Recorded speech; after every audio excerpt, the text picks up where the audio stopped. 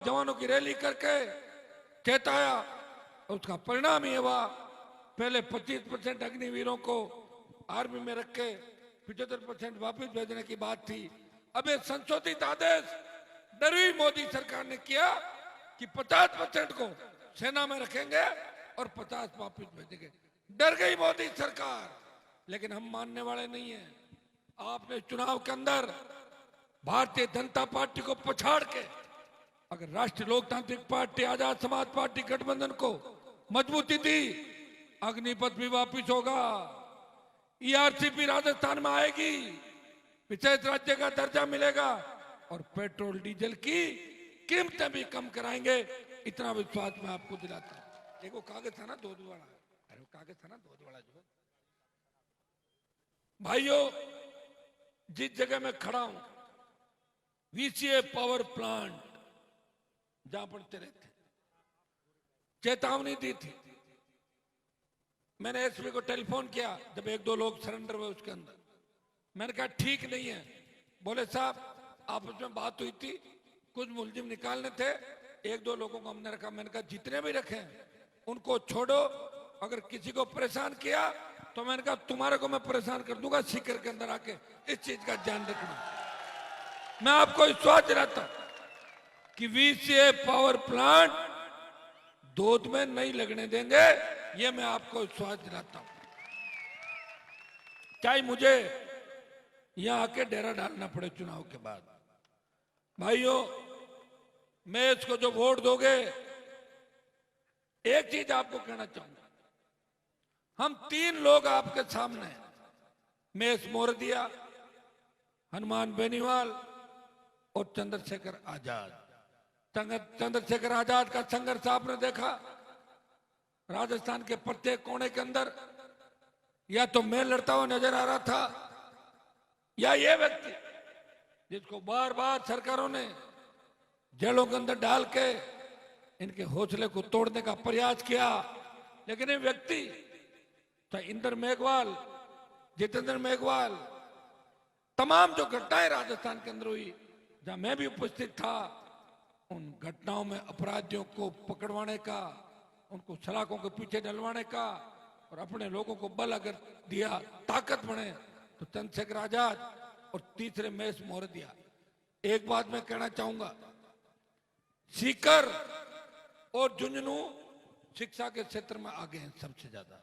शिक्षा का अलग जगह, बड़े लड़ाके हैं और समझदार भी है। अब मैं जो बात कहूं उसको ध्यान से सुनना। अगर किसी को मैं पसंद नहीं हूं, वोट देते टाइम सोचो कि वोट तो दे दें, लेकिन हनुमान जी मुझे कम पसंद है, तो मेष मोरदिया को देख के दे देना। एक मिनट रुको, एक मिनट रुको तो सही। और किसी को मेष पसंद नहीं है तो हनुमान बेनीवाल को देख के देना। वोट तो बोतल का चिन्ह तो मेरा ही अंदर। और किसी को हम दोनों ही पसंद नहीं है तो भाई चंद्रशेखर आजाद को देख के देना, वो भी साथ रह रहे हैं। तो तीनों आपके सामने संयुक्त रूप से चुनाव लड़ रहे हैं। मैं धन्यवाद दूंगा चंद्रशेखर आजाद को। मोदी जी चाय चाय चाय चाय करते हुए रह गए और पीछे से उसका चिन्ह केतली लेके आ गए। अब मोदी जी को वो बात भाषण देता रहा, ले आए और के सामने से तब ले आ गए, सामने कर दी उसके केतली के, ले तेरी केतली ले गए। वो तो करी थी, लाए और सामने कर दिए कि कहां गई आपकी केतली, तो हमारे पास है। मोदी जी बार बार जो राजस्थान के चक्कर लगा रहे हैं, आपको पता हो कांग्रेस के डर से नहीं आ रहे हैं। वो जवान, शोषित, दलित, जो हुंकार आपने भरी, ललकार भरी, चिंता है मोदी को कि राजस्थान जो गठबंधन हुआ है वो टूटने वाला नहीं है। वो हरियाणा में होगा, यूपी में होगा, दिल्ली में होगा और लोकसभा चुनाव के अंदर होगा। और मोदी जी की जो झूठ, जो गप गजट देश के अंदर चल रहा है, वो लंबा नहीं चलने वाला। वैसे पुराने जमाने के लोग जानते हैं, रेडियो जब बजाते थे तो रेडियो के अंदर आता था, ये रेडियो गप्पिस्तान है और अब आप गप सुने। तो ये रेडियो गप्पिस्तान तो हो गया बीजेपी का, बीजेपी के गप्पू और कांग्रेस के पप्पू। एक सांपनाथ है और दूसरा नागनाथ है। हमें मजबूती दो। 25 साल का संघर्ष। आप जब वोट डालने जाओगे ना जवानों, तब आप देखना, जब बोतल का चिन्ह दिखेगा आपको आपका भाई नजर आएगा, जिसने 25 साल इस राजस्थान की सड़कों पे सत्ता से दूर रह के कैसे गुजारे होंगे, जिसने हार्डकोर अपराधियों को उनकी अंजाम तक पहुंचाया, जिसने जो काम हाथ में लिया उसे बीच में नहीं छोड़ा, जिसने आपको बेचा नहीं, आपका सौदा नहीं किया, जिसने अपने स्वार्थ के लिए अपनी बात वचन को कभी नहीं जाने दिया, किसान हितों पे कुठाराघात नहीं होने दिया। जिस तरह तेजाजी महाराज ने अपना वचन निभाने के लिए प्राण दे दिए, हनुमान बेनीवाल ने जय जवान जय किसान के नारे के साथ आरएलपी का गठन किया। और मैंने कहा था जवान किसान को जहां भी आवश्यकता रहेगी आगे खड़ा मिलूंगा, और मैं आपके आगे खड़ा मिला, पीठ दिखा के नहीं भागा, हर मौके पे ढाल बन के खड़ा हो गया, कभी खरोंच भी आपको नहीं आने दी। मेरी रैलियों के अंदर जितने बच्चे आते हैं, लोग आते हैं, कभी बता दो कि कभी पुलिस की लाठी गोली चली क्या आंदोलनों के अंदर? हिम्मत ही नहीं सरकार की। जिस तरह लाल झंडी दिखाने से रेल रुक जाती है, आरएलपी का झंडा दिखाने से मोदी और गहलोत की सरकार रुक जाती है। इनका झंडा छोड़ो छोड़ो छोड़ो छोड़ो। तो ये 70 साल के अंदर एक व्यक्ति ने प्रयास किया। देखिए पार्टियां बहुत सी थी राजस्थान के अंदर जो बाहर से थी। कांग्रेस पार्टी का रिमोट कंट्रोल कहां है? बीजेपी का रिमोट कंट्रोल कहां है? दूसरी जितनी भी पार्टियां हमारे नेता पहले लाते थे, किसी का हरियाणा में रिमोट कंट्रोल था, किसी का यूपी में था। पहला व्यक्ति झंडा भी दिया, डंडा भी दिया कांग्रेस बीजेपी के उनको भगाने के लिए। और कितने नए नेता बनाए बताओ मुझे?